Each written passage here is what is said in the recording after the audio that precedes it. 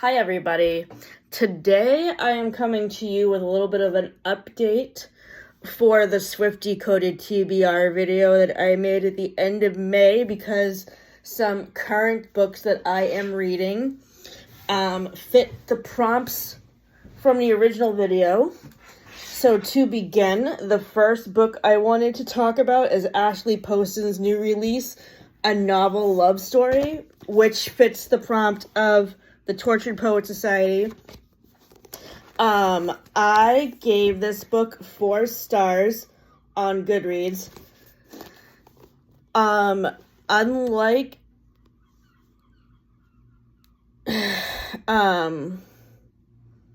let's see, what did I like about this movie? What did I like about this?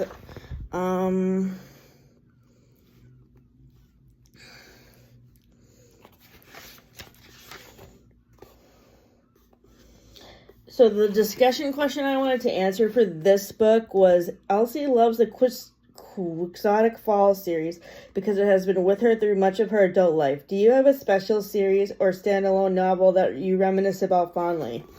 So part of my TBR is rereading books that I read in school.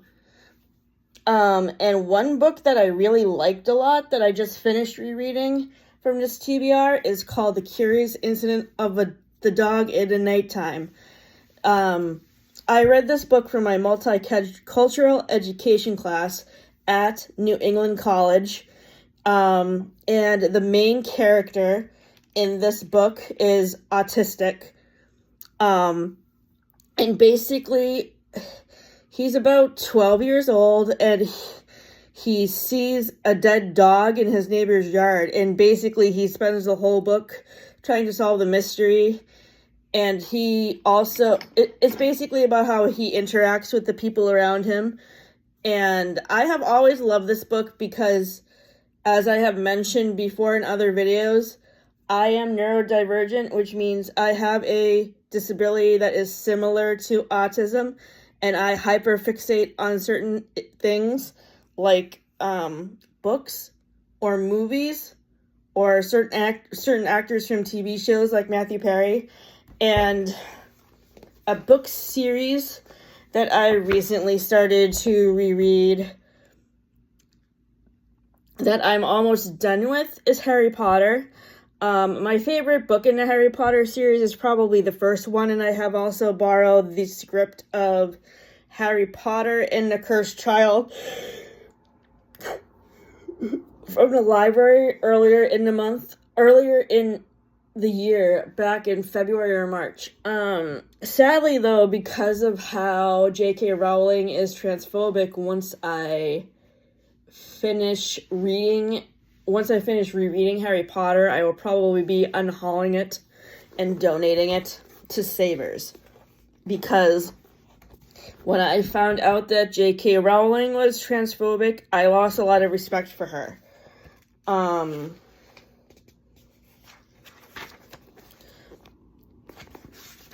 Another discussion question asks about the favorite tropes. My favorite romance tropes are enemies to lovers and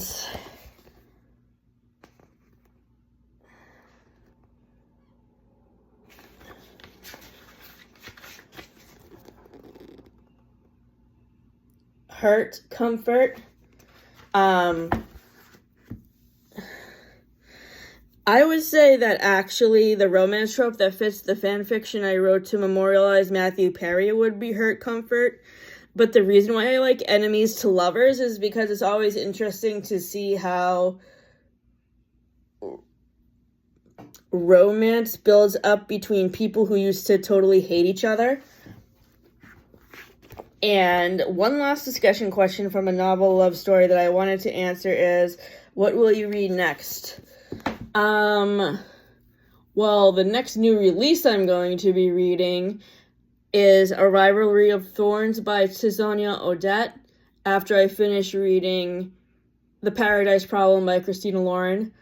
A new release I'm looking forward to reading this month is definitely The Lost Story by Meg Schaefer, the same person who wrote The Wishing Game. So the next prompt I wanted to talk about today is Black Dog, which is about books set in London. So when I made my original video, the book I picked for this prompt was Never Met a Duke Like You.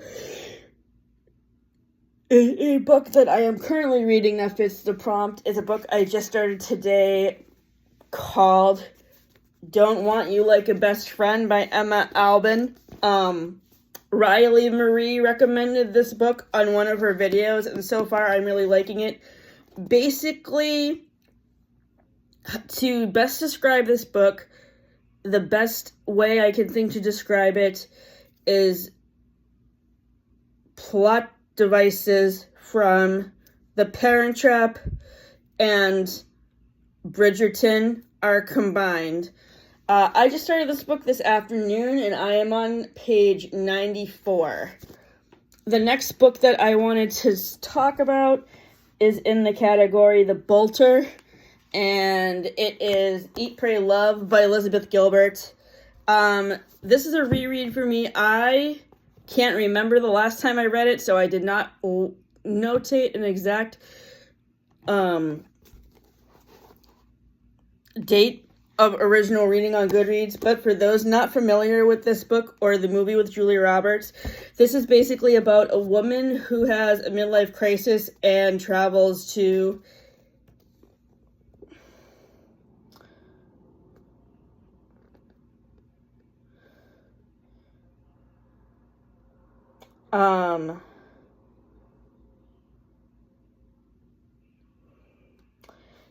Italy, India, and Bali. And I like this book mostly for the atmosphere of the different countries, especially in the Italy portions, because it makes me really, really, really, really excited to travel back to Italy to visit my family at some point in the future.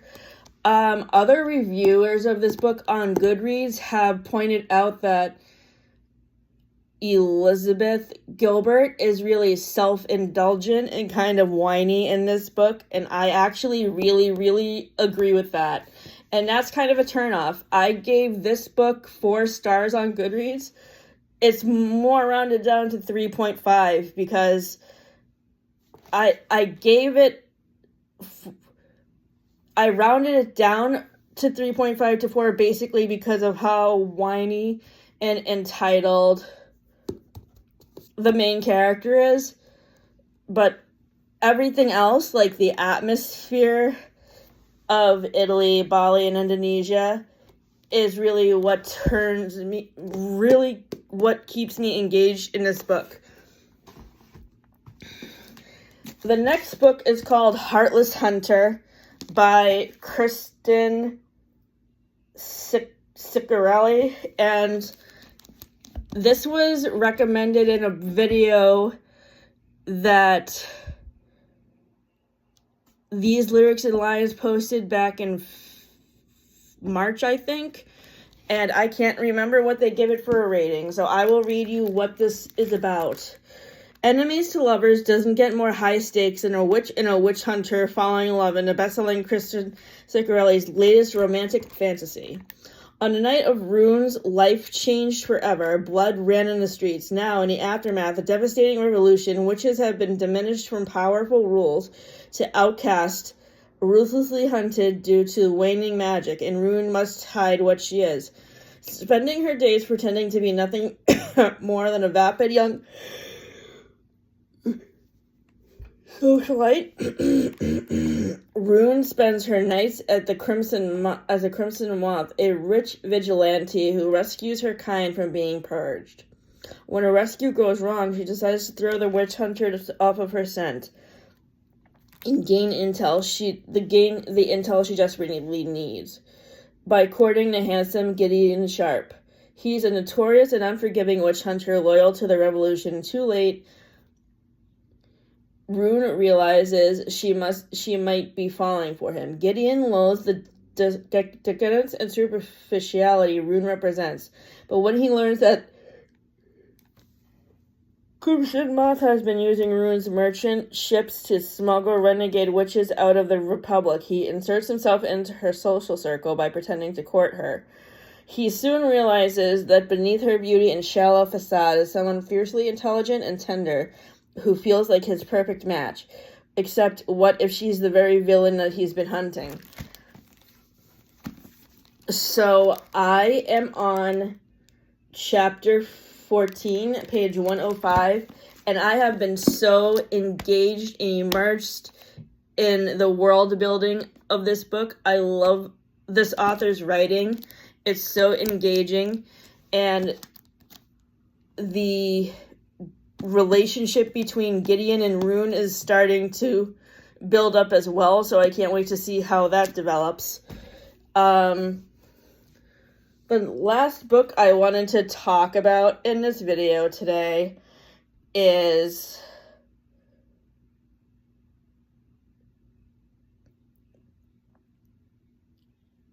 it also fits into the 13th, the Tortured Poet Society prompt. So, this book was also recommended to me by my Ryan Lee Marie. It's called The 13th Tale by Diane Setterfield. And so, the plot of this book is kind of similar to The Seven Husbands of Evelyn Hugo in the way that it's about an aging celebrity being interviewed about what has made her famous. In this case, it's an author of fairy tales, and I really like how fairy tales are interwoven into this story to help the author explain her writing process. It's very cool, and I would like to thank Riley for these recommendations that she gave me, because I'm really enjoying these books so far. Heartless Hunter was under the category The Forgotten Dynasty, and the book that I mentioned in my last video that fit that category was My Lady Jane, and the other book that fits the Tortured Poet Society prompt was The Bookshop on the Corner by Jenny Colgan, and the other book that fit the prompt, The Bolter, was Just for the Summer by Abby Jimenez. And a couple of books that I read that were mentioned in Jack Edwards's Taylor Swift book recommendations video that I could not determine a good prompt to pair up with was Stargirl by Jerry Spinelli, which is a YA book about a girl who is homeschooled, who goes to high school for the first time, and she's kind of unique, she's kind of quirky, and the main character who's telling the story falls in love with her, and it's really sweet. And it's a story about how this main character, Stargirl, overcomes being bullied. And as a person who was bullied at the time this book was released, which was in the 2000s, I definitely can relate to Stargirl's character. And I must agree with Jack Edwards when he says that the fact that they had a news show on national television where they talked about gossip in their school was really, really stupid. But yeah, I gave Stargirl 4 stars on Goodreads just because of how easily I was connected to Stargirl's character. And this may be just my opinion. I don't know if other people who have read this book felt this way, but Stargirl reminded me a lot of Phoebe from Friends. So I guess I would recommend this book to Lisa Kudrow to see if she agrees with me that this character represents Phoebe. And if she has a recommendation for me, that would be great, because I read the 2 books that were in the episode where Phoebe and Rachel take the literature class at the new school, the one with Rasa Sandwich earlier this year, Wuthering Heights and Jane Eyre. So if her or Jennifer Aniston have any book recommendations for me, that would be great. And the other book that I read from Jack Edwards' Taylor Swift recommendations video was The Beautiful and Damned by F. Scott Fitzgerald. Now, prior to this book, the only Fitzgerald book that I have read, which is part of my books I read in school TBR, was The Great Gatsby, which I read in my literature class taught by the late Kevin Harvey when I was a junior in college. And that was not one of my favorite books that I read for his class. Actually, I'm going to be rereading The Great Gatsby for my other TBR list, and also another book I read for his class called The Turn of the Screw by Henry James, which I didn't really like either, so I'm going to give these books a second shot to see if I like them. What I didn't like about Great Gatsby, as I recall, was I just found Gatsby to be sort of a jerk. He was very arrogant. And then for The Beautiful and the Damned, I liked this book a lot better. It was more of a romance, and I liked how the relationship developed between the two main characters. And according to what Jack Edwards said in his video,